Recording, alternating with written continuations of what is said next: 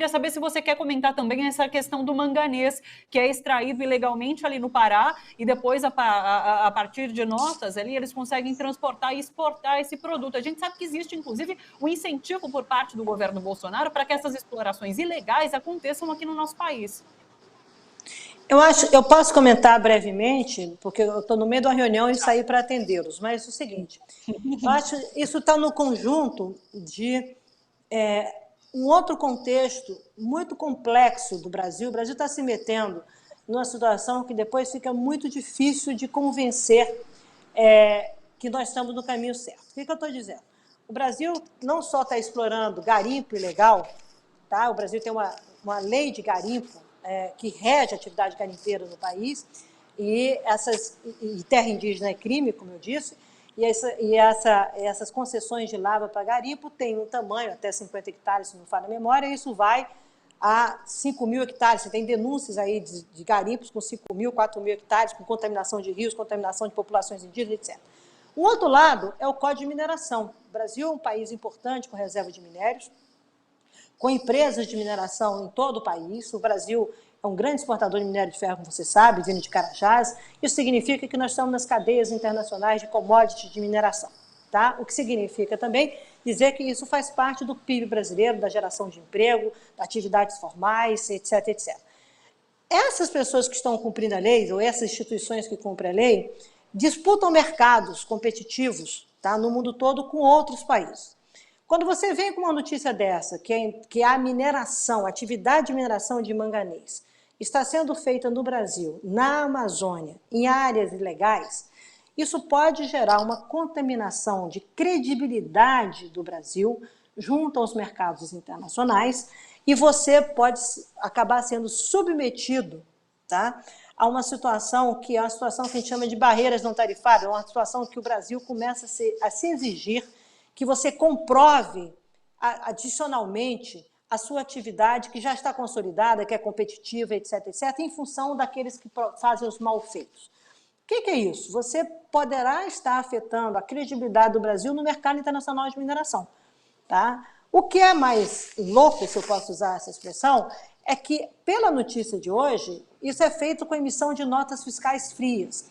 Tá? Ou notas fiscais com um controle muito débil, muito frágil, que autoriza o transporte, e com isso você faz uma lavagem de manganês, se eu posso usar essa expressão, que você coloca ele sendo exportado como legal quando ele vem usando minas frias, esgotadas, quando ele vem de terra indígena.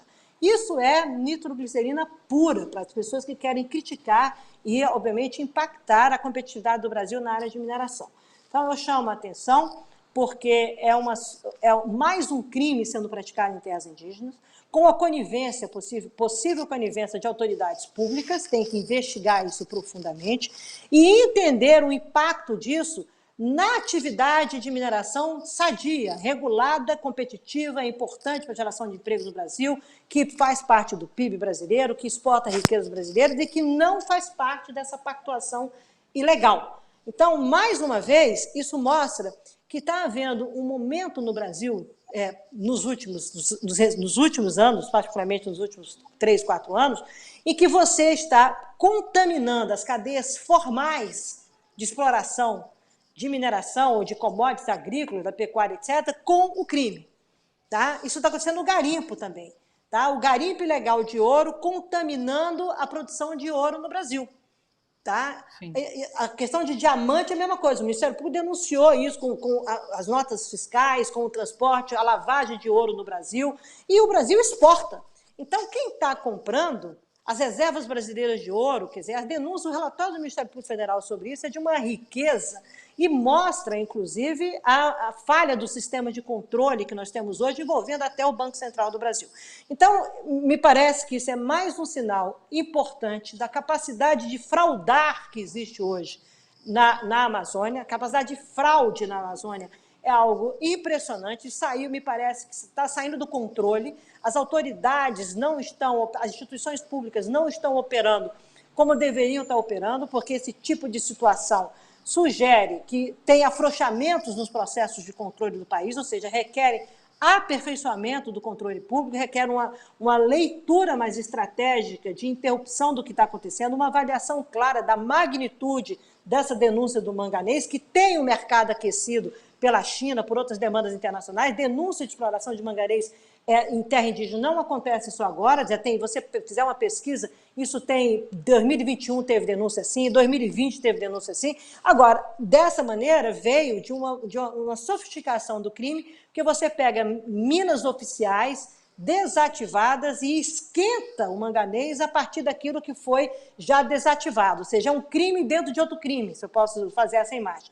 E isso pode gerar, sim, mais uma situação de dificuldades internacionais daqueles que operam com base na lei, daqueles que cumprem a legislação brasileira, que exportam, que geram empregos, que geram riqueza e que poderão ficar numa situação de desconfiança ou de restrições adicionais por conta dessa inoperância, tá, hoje do governo brasileiro, lato sensu, do poder público brasileiro, porque não é só o governo brasileiro, o Estado também tem competências nisso, o governo federal, e mais do que isso, uma inobservância da legislação, não só ambiental, mas da legislação de mineração no Brasil, que foi refeita recentemente e que tem requisitos de aprimoramento, de modernidade, que são importantes para a competitividade e para a indústria de mineração no Brasil. Então, daqui a pouco você vai vilanizar a mineração no Brasil, mineração vai ficar tão vilã como fica a questão do garimpo hoje. E tem que ter cuidado com isso, porque são atividades econômicas formais.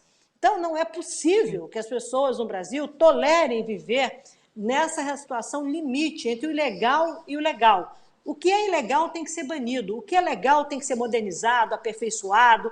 Agora, não, isso é crime, crime. Nós estamos, acho que hoje na Amazônia, nessas denúncias todas, me parece uma situação que todo mundo está topando viver com o crime como se fosse uma coisa normal. Não pode, não é, porque as soluções que se fazem necessárias na Amazônia requerem, sim, tais soluções que os territórios onde existe esse investimento sejam também associados à segurança pública para a população local. A Amazônia é o lugar que tem a maior média de homicídio do Brasil e os municípios onde tem crime ambiental, desmatamento, garimpo, têm uma média superior da Amazônia. Então, se você quer falar de desenvolvimento, você terá que falar de segurança pública e de bem-estar dessas populações. E é isso que essas atividades, na realidade, acirram. Elas mostram uma vulnerabilidade, elas mostram conflitos, elas mostram ameaças, morte, enfim, uma queda de longevidade na Amazônia. Isso é extremamente importante ser observado, quer dizer, tanto do ponto de vista do setor de mineração, como da qualidade de vida das pessoas que lá moram.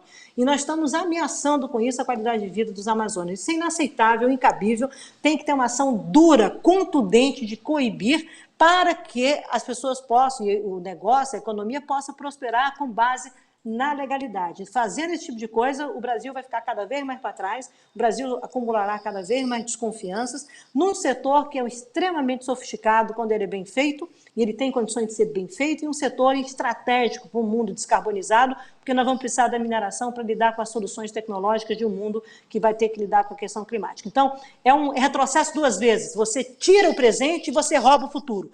Entendeu? Você ao colocar a mineração numa situação tão complexa como essa de dúvida, você está fragilizando a geração de economia, tá, do país, de PIB no Brasil e na região, na Amazônia, que o Pará é importantíssimo na mineração, e você está gerando desconfiança sobre a mineração do futuro. Quer dizer, o que a gente chama é uma estratégia perdedora, que alimenta o crime e não alimenta os interesses de desenvolvimento do país e os interesses de bem-estar dos brasileiros. Então, isso tem que ser fortemente coibido. Incompreensível que a gente consiga ser criativo para o mal e não criativo para o bem. O Brasil tem que dar um basta nisso, deixar isso para trás e trazer soluções realmente que propiciem uma Amazônia como solução, uma Amazônia que é parte do Brasil e uma Amazônia que precisa, sim, ter uma floresta, não só a floresta de pé, mas crescer de uma outra maneira e com mais segurança e com mais bem-estar para a sua sociedade. Não é possível que as pessoas tolerem viver expostos a tanta fragilidade que nós estamos vivendo hoje. Isso é inaceitável, na minha opinião.